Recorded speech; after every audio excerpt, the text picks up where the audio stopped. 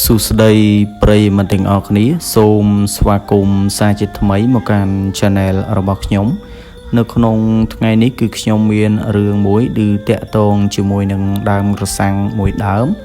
ដែលស្ថិតនៅក្បែរនឹងផ្លូវចូលភូមិមួយហើយនៅទីកន្លែងដើមក្រសាំងនោះគឺអ្នកភូមិតែងតែចចាមអារាមថាមានរឿងចម្លែកដែលកើតឡើងនៅទីកន្លែងនោះចង់ដឹងថាសាច់រឿងមួយនេះទៅជាយ៉ាងណាកុំឲ្យខាតពេលយើងចូលទៅក្នុងសាច់រឿងទាំងអស់គ្នាពន្លឺព្រះអាទិត្យរៀបអស់ស្ដង់គត់បានបន្សល់ទុកនៅពន្លឺពណ៌ទង់ដែងដែលស្អាតជះទៅលើដើមក្រសាំងមួយដែលឈរត្រដែតនៅមាត់ច្រកចូលភូមិដើមឈើនោះមានមែកធៀងប្រទាក់ប្រឡាគ្នាគួរឲ្យខ្លាចហើយអ្នកភូមិតែងល្បីតគ្នាថាជាកន្លែងដែលមានមនុស្សបានសម្រេចចិត្តបញ្ចប់ជីវិតដោយការចងកព្រោះតែវិបត្តិស្នេហាដ៏ជូរចត់ចាប់តាំងពីមានរឿងរ៉ាវនោះកើតឡើងមកគ្មានអ្នកណាម្នាក់ដែលហ៊ានដើរកាត់នៅដើមក្រសាំងនោះនៅពេលយប់ឡើយពាក្យចចាមអារាមអំពីសម្លេងយំខ្សឹកខ្សួលនិងស្រមោលខ្មៅដែលតែងតែយល់ទៅយល់មកនៅលើដើមក្រសាំងនោះថ្ងៃមួយហ្នឹងគឺមានយុវជនម្នាក់ដែលគាត់មានឈ្មោះថាពុតគាត់គឺជាមនុស្សដែលមានចរិតមិនសូវជឿលើរឿងខ្មោចព្រាយបិសាចនោះទេគាត់បានធ្វើដំណើរត្រឡប់មកពីធ្វើការវិញនៅឯទីរួមខេត្តទាំងយប់អាត្រៀតដោយសារតែម៉ូតូរបស់គាត់ខូចនៅតាមផ្លូវគឺគាត់ត្រូវដើរដោយថ្មើរជើងកាត់តាមផ្លូវដែលពោពេញទៅដោយស្មៅជើងក្អែកនិងភាពស្ងាត់ស្រងំនៅពេលដែលពុតដើរមកដល់ចិត្តច្រកចូលភូមិស្រាប់តែខ្យល់ត្រជាក់ស្រេបមួយបានបក់មកប៉ះចំនឹងកញ្ចឹងករបស់គាត់ធ្វើឲ្យគេព្រឺសម្បល់ខ្ញាក់ដោយមិនដឹងខ្លួនភ្នែករបស់ពុតបានសម្លឹងទៅមុខហើយឃើញដើមក្រសាំងដ៏ធំឈរខ្មៅងងឹតស្លុងនៅកណ្ដាលវាលនៅក្រោមពន្លឺព្រះច័ន្ទរិចគេហាក់ដូចជាឃើញអ្វីមួយយ៉ាងយល់ទៅយល់មកនៅក្រោមមេឃឈើធំជាងគេបង្អស់នៅក្រោមមែកឈើដែលធំជាងគេបង្អស់ចិត្តមួយប្រាប់ថាជាធៀងថ្នោតដែលធ្លាក់មកទៅប៉ុន្តែចិត្តមួយទៀតបែរជាញាប់ញ័រខុសពីធម្មតាគេព្យាយាមទន្ទិញពាក្យក្នុងចិត្តថាគ្មានអ្វីទេវាគ្រាន់តែជាការស្រមៃប៉ុណ្ណោះ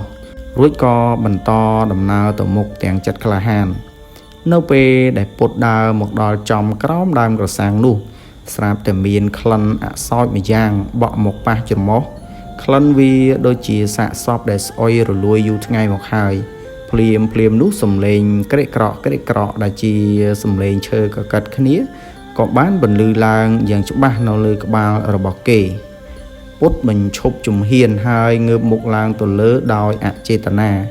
អ្វីដែលគេបានឃើញធ្វើឲ្យគេស្ទើរតែកាំងបេះដូងស្លាប់នៅនឹងកន្លែងនៅពីលើក្បាលរបស់គេចម្ងាយមិនដល់2ម៉ែត្រផងគឺជើង2ដែលពាក់ស្បែកជើងផ្ទាត់ពណ៌ខៀវកំពុងយល់ទៅមកពុតបានសម្លឹងឡើងទៅលើទៀតក៏ឃើញរូបរាងបុរសម្នាក់ស្លៀកពាក់អាវយឺតពណ៌សដែលប្រឡាក់ទៅដោយឈាមក្រៀមក្រំនិងអណ្ដាតដែលលៀនចេញមកក្រៅយ៉ាងគួរឲ្យខ្លាចរន្ធត់ភ្នែករបស់សាកសពនោះបើកធំសម្លឹងមកមើលពុតដោយគ្មានព្រិចបង្ហាញពីភាពឈឺចាប់និងគំនុំគុំគួនដ៏ជ្រាលជ្រៅពេលនោះពុតចង់ស្រែកឲ្យគេជួយប៉ុន្តែហាក់ដូចជាមានអ្វីម្យ៉ាង